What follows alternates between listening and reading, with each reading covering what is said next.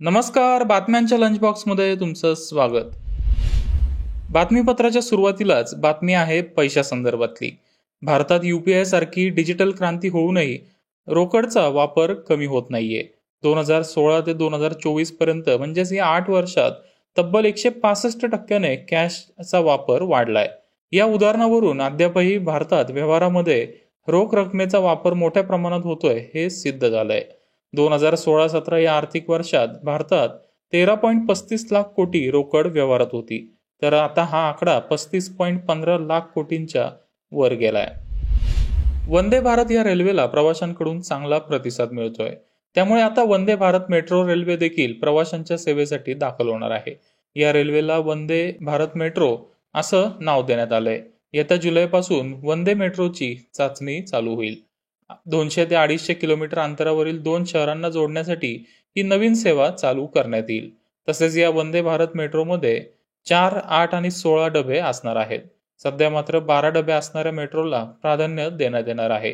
मुंबई, पुणे, मुंबई, नाशिक यासारख्या शहरादरम्यान वंदे भारत मेट्रो उपयुक्त ठरणार आहे. पुणे आणि नाशिक इथून दररोज हजारो प्रवासी मुंबईला जात असल्याने या मार्गावर वंदे भारत मेट्रो सुरू होण्याची शक्यता आहे.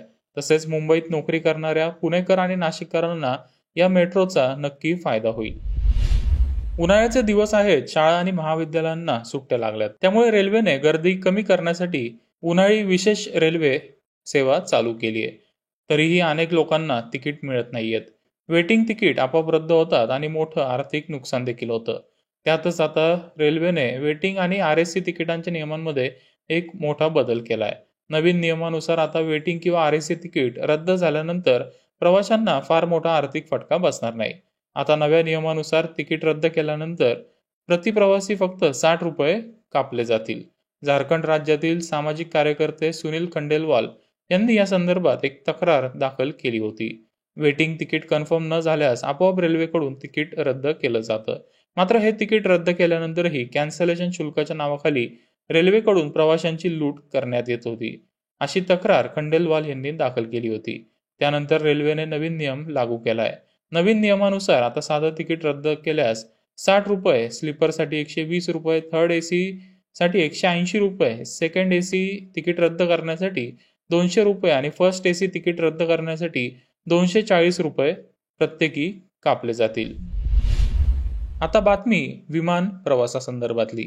नागरी विमान वाहतूक महासंचालकांनी विमान कंपन्यांसाठी मार्गदर्शक सूचना जारी केल्यामुळे लवकरच विमान प्रवास स्वस्त होऊ शकतो. ज्या सेवा प्रवासी वापरत नाहीयेत त्याचाही भुर्दंड प्रवाशांना सध्या द्यावा लागतो. त्यामुळे या नवीन नियमानुसार प्रवाशांना सुविधा निवडीचा अधिकार मिळणार आहे. त्यानुसारच विमानांचं तिकीट आकारलं जाईल. या नवीन नियमामुळे मूळ तिकिटाची किंमत कमी होईल. ठराविक आसनं, शीतपेय, मौल्यवान वस्तू यानुसार तिकिटाचे दर वाढणार आहेत. म्हणजेच प्रवासात तुम्ही जेवढ्या सेवा वापराल तेवढेच पैसे तुम्हाला द्यावे लागतील. आता बातमी बँकिंग सेक्टर संदर्भातली. भारतातल्या बँकांच्या तिजोरीत पुरेसा निधी नसल्याने कर्ज वितरण कमी होण्याची शक्यता आहे, असा अहवाल जागतिक मानांकन संस्था S&P या संस्थेने दिली आहे. त्यामुळे 2024 हे वर्ष भारतीय बँकिंग सेक्टर समोर आव्हानात्मक असणार आहे. बँका ज्या वेगात कर्ज मंजूर करत आहेत त्या तुलनेत त्यांच्याकडे मुदत ठेवी येत नाहीयेत. त्यामुळे कर्ज वितरणाला आता ब्रेक लागणार आहे.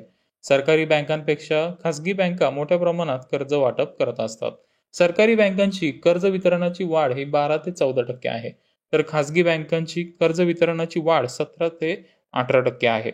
त्यामुळे या आर्थिक वर्षात कमी प्रमाणात कर्जाचं वाटप होऊ शकतं. तसेच मुदत ठेवी न वाढल्यास बँकांचा नफा कमी होण्याची शक्यता आहे. म्हाडाच्या मुंबई मंडळाने मुंबईतील विविध वापरासाठी राखीव 17 भूखंडाच्या लिलावासाठीच्या निविदा प्रक्रियेस अखेर मुदतवाढ दिली आहे. त्यानुसार 7 मे पर्यंत निविदा सादर करण्याची मुदत वाढवण्यात आली आहे. त्यानंतर निविदा खुल्या करून पुढील प्रक्रिया झाल्यानंतर जूनमध्ये 17 भूखंडांचा लिलाव जाहीर केला जाणार आहे. मुंबई मंडळाच्या अखत्यारीतील काही भूखंड अनेक वर्ष विक्री वाचून पडून आहेत. सध्या मुंबई मंडळाकडून अनेक प्रकल्प हाती घेण्यात आले असून त्यासाठी मंडळाला निधीची गरज आहे.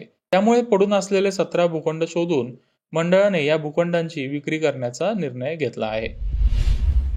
हाँगकाँग, सिंगापूर नंतर मालदीवनेही एव्हरेस्ट आणि MDH मसाल्यांच्या विक्रीवर आता बंदी घातली आहे.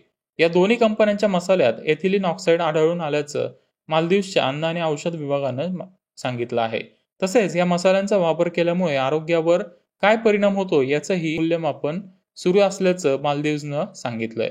इथिलीन ऑक्साईडमुळे कॅन्सरचा धोका वाढतो असं सांगून हाँगकाँग, सिंगापूरने मद्रास करी पावडर, एव्हरेस्ट फिश मसाला, MDH सांबर मसाला मिक्स आणि MDH करी पावडरच्या विक्रीवर बंदी घातली आहे. बातम्यांच्या लंच बॉक्समध्ये आता वेळ झाली थांबायची. तुम्ही पाहत राहा मनी 9 मराठी.